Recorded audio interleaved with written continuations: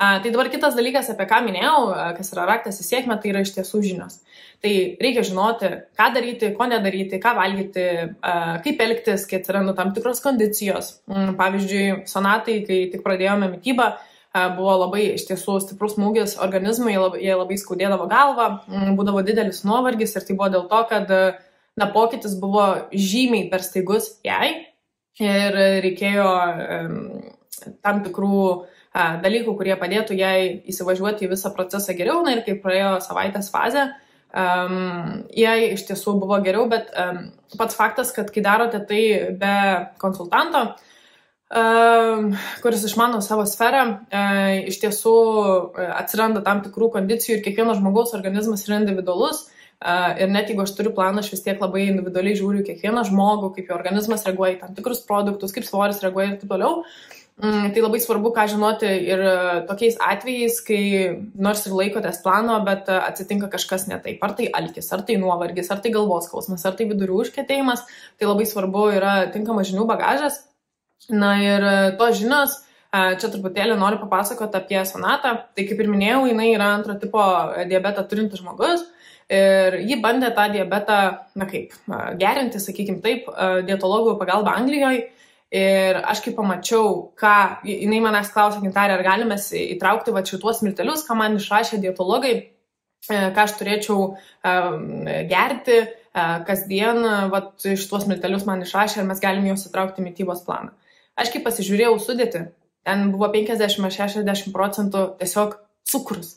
Žmogui, kuris serga cukriniu diabetu, dietologai, profesionalai išrašo cukraus, 50% cukraus, žymiai daugiau negu dienos norma, maksimali dienos norma, išrašo tokį produktą. Nieko gyvų jis nepadės. Nieko gyvų neišspręs pagrindinės problemos. Išbraukiam iš sąrašo, sakau, mes klauk, visiškai nereikalinga. Ir kitas dalykas apie žinias, tai aš visada, kuo labiausiai galite pasitikėti, kas liečia žinias, tai yra jūsų organizmas ir jūsų organizmo stebėjimus pačių akimis.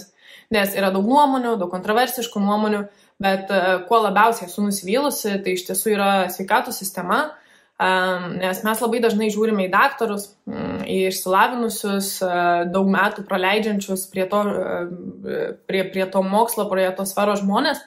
Ir kas baisiausia yra, kad jie tiek laiko praleidžia mokindamėsi apie netinkamus dalykus ir jie neišsprendžia pagrindinių problemų. Ir kai kalbu su daktarais, aš juos gerbiu, ypač tie, kurie atlieka operacijas, bet kas liečia bendrinę mūsų sveikatą, aš jais labai nepasitikiu, labai dažnai kvestionuoju. Dėl ko? Dėl to, kad jie žiūri į savo darbą taip, net jeigu tie daktarai yra labai užsivežę, turi daug aistros savo darbui, mato prasme, jie žiūri į savo darbą kaip į pagalbą žmogui čia ir dabar. Turi problemą, išrašau vaistų, kad čia ir dabar tau būtų geriau.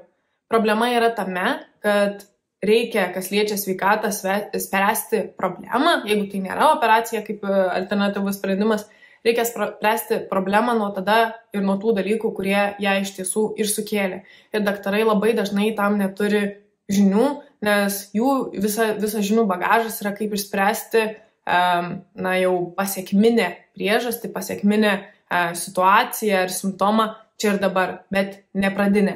Tai čia yra labai didelis niuansas, kas liečia pasitikėjimu daktarais, dietologais ir taip toliau.